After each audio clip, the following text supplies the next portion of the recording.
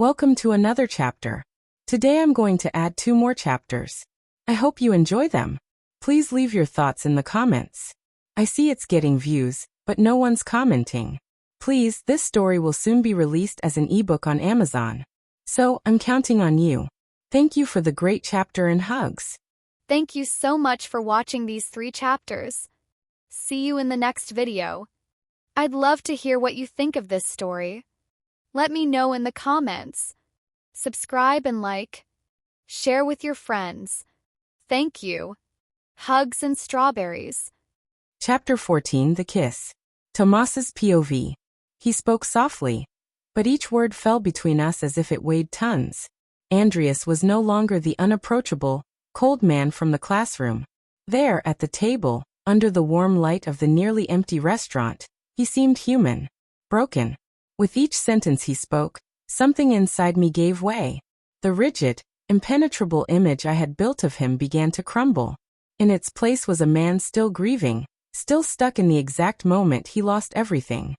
He spoke of Tom as if holding a portrait he never wanted to look at again, but also never had the courage to keep. The longing between the lines, the hidden guilt, the pain embedded in every pause. I didn't know what to say. I just listened. And for the first time since I'd entered that school, I didn't feel small in front of him. I felt he trusted me enough to show himself. But that confused me too. The way he was looking at me now, it wasn't hate. It wasn't rejection. It was something much more dangerous. I'm going to the bathroom for a second. I muttered, my mind too full. I stood up before he could say anything and walked to the small hallway at the end. I washed my face with cold water. I pressed my hands against the sink and stared at my reflection. My heart was still pounding, but not with anger. It was something else. Something I didn't want to admit. When I heard the door open behind me, I thought it was another customer. But then I saw in the mirror that it was him. Andreas. He was looking at me as if he were on the edge of a cliff. His breathing was rapid, his body tense. Andreas. I began, confused. But he was already walking toward me. And before I could understand what was happening, he grabbed me by the back of the neck with a long-suppressed urgency and pressed his lips to mine. It was firm.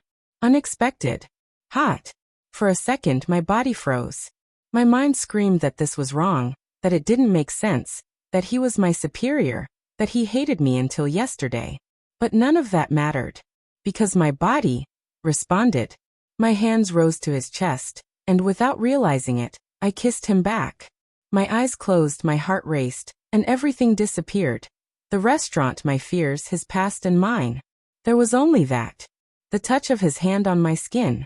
The bitter taste of coffee still in his mouth. The pain hidden between our teeth. And the confusing truth that lurked behind it all. I had never wanted to be seen so much as I did in that moment. Andreas was the first to pull back. He broke the kiss, his eyes still closed, his breathing heavy. For a moment, he seemed to be fighting something inside himself. When he opened his eyes and saw Tomas's face so close to his, a look of guilt crossed his face. He ran a hand through his hair and took a step back. I'm sorry, he murmured. I shouldn't have done that. Tomas, still leaning against the bathroom sink, tried to comprehend what had just happened. His heart was beating fast. The taste of the kiss was still there, warm, present. His mind was spinning. He never imagined that kiss would happen. Much less from Andreas. So, why did you do it? His voice was low, confused, but sincere. Andreas took a deep breath. Because there's something about you I can't handle. Something that disarms me. That makes me forget what's right or prudent. I'm broken, Tomas. And you bring me closer to something I've lost. And perhaps I'm still trying to find again. Tomas didn't answer right away. He felt the weight of those words, but also a strange compassion growing within him. Part of him wanted to leave, pretend nothing had happened. But another part wanted to stay. Andreas looked away, ashamed. After everything he'd done, the scolding, the cold stares, the contempt. He was now standing there, vulnerable. Want to eat something with me? He said suddenly, almost pleading. I need to get out of here. To breathe. And I want to tell you more. Tomas hesitated, but nodded. Okay, let's go. They left the restaurant and got into the car in silence.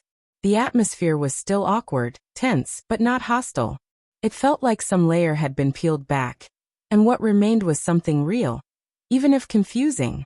Andreas drove away from the school neighborhood. They took a smaller, quieter road until they reached a simple diner, almost hidden behind a street of low trees. The sign blinked red, and there were few cars in the parking lot. They sat at a table in the back, away from the other customers. "Have you been here before?" Tomas asked, trying to break the ice. "With Tom." Andreas replied without thinking, then seemed to regret it. "Sorry. I'm trying not to mix things up." Tomas shook his head. "It's your story. I don't want you to pretend it doesn't exist." Andreas looked at him for a moment, surprised by the maturity in his answer. Then he smiled slightly, a short but honest smile. "I met Tom at university. He was everything I wasn't. Outgoing, easygoing, courageous. He spoke to me as if he'd known me for years. And worst of all, he understood me. With him, I didn't have to pretend I was okay. And even on my worst days he made me laugh." Tomas listened attentively, touched by that raw sincerity. And then came the accident. Andreas's voice grew quiet. "He died before I could apologize. We argued that day. He left angry, and I didn't follow up. An hour later, I got the call. And since then, everything in me has been frozen." Tomas felt a lump in his throat. "I'm sorry." "Me too." Andreas looked at him. "But the worst part wasn't losing Tom. The worst part was seeing you appear, so much like him, as if life had decided to play a game with me." "But I'm not him," Tomas said, not as a complaint, but as a reminder. "I know." Andreas ran a hand over his face wearily. "But sometimes when you smile, or when you look at me like that, for a few seconds, I forget. And then I hate myself for forgetting." They were both silent for a moment. The waiter brought 2 sandwiches and sodas. The conversation paused for chewing, drinking, and breathing. It was strange how, even after everything, being there with Andreas felt right. "And you?" Andreas asked after a few minutes. "Why did you choose to be a teacher?" Tomas gave a slight smile. "I've always liked words. But I've never been good on stage like you. I think I found in books and writing a way to exist, without shouting." "And you write?" "I have a blog. I write without a signature, just to vent. And sometimes I feel less alone when someone comments that they felt the same way." "That's braver than you think," Andreas said, surprising himself with the compliment. "I never thought I'd hear that from you," Tomas joked. "Neither did I." They both smiled. It was the first time the silence between them felt comfortable. Tomas fiddled with the straw in his glass, his eyes deep in his drink. Then he gathered his courage. "You still have feelings for him, don't you?" Andreas took a moment to answer. "I always will. But what I feel for you is something else. Still confused. Still full of guilt. But real. And new. So why push me away? Why hurt me? Because I was afraid. I still am. Of starting something I don't know if I can finish. Of hurting you more than I already have." Tomas took a deep breath. "What if I'm afraid too? Then we're even." They laughed, but this time it was light. When they left the diner, it was already night. The sky was clear, with a few stars visible among the city lights. Andreas walked beside Tomas, closer than before. "Can I drop you off at home?" he asked. Tomas nodded.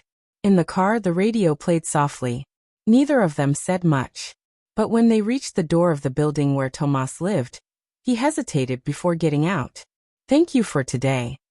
Andreas turned his face and said sincerely, "Thank you for staying, even when I'm not easy to handle." Tomas smiled. "No one is worth it because they're easy, Professor." Andreas gave a half smile. "Good night, Tomas." "Good night, Andreas." And this time, the silence wasn't empty. It was full of possibilities. Thomas enters his apartment and thinks about everything that happened. He saw in the kiss and the conversation that Andreas wasn't the horrible man he imagined. He was just scared by my presence and the similarity between Tom and me. But I thought, I was also moved by him. Did I like him? But what would he think of my secret? My biggest secret. and to others it would be an embarrassment.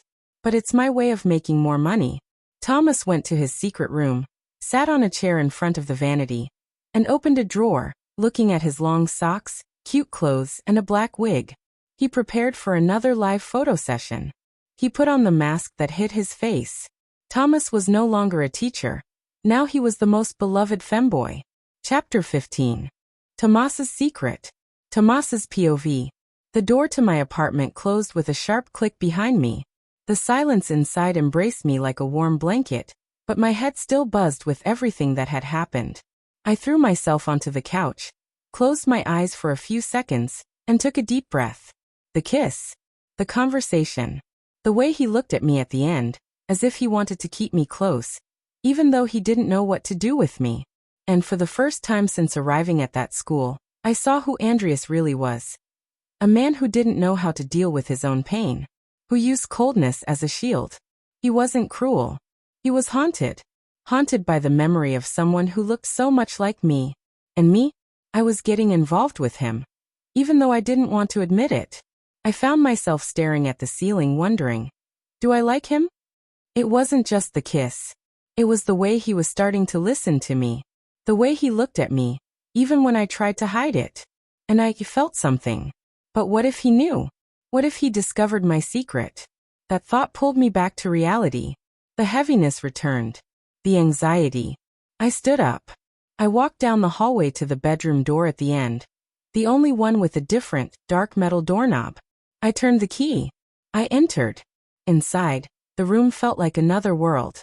The walls were soundproofed, the lights were low and soft, and the large vanity occupied the center of the space. In the mirror, small round lamps outlined the frame, like in old dressing rooms. I sat in the navy blue velvet chair, and carefully opened the drawer. The socks were folded perfectly. The clothes were organized by color and texture.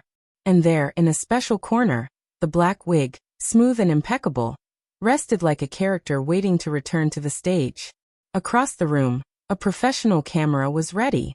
LED lights were already positioned. On the tripod, a tablet displayed comments from eager followers. I took a deep breath. This wasn't just a game. It was my refuge. My escape. My way of paying the bills. But also my place of power. There, no one called me weak. Or strange. There, I was desired. Admired. Applauded. There, I wasn't Tomas Brand, the humiliated assistant. There, I was the most beloved femboy on the platform. I put on long stockings, a short ruffled skirt, and a collared blouse with a bow at the neck. I carefully put on the wig, adjusted my bangs, and applied a little lip gloss. Finally, the mask. It covered half my face. Only my eyes were visible. Anonymity was essential. Before I began, I looked in the mirror. I didn't look like myself anymore. And in a way, that was what I needed. I sat in front of the camera, positioned my phone for the private gallery, and with a click, the live stream began. Smiles were typed. Emojis were flying. Usernames called me goddess, little angel. Thanks for watching this far. Don't forget to subscribe, like, and share. See you in the next chapter.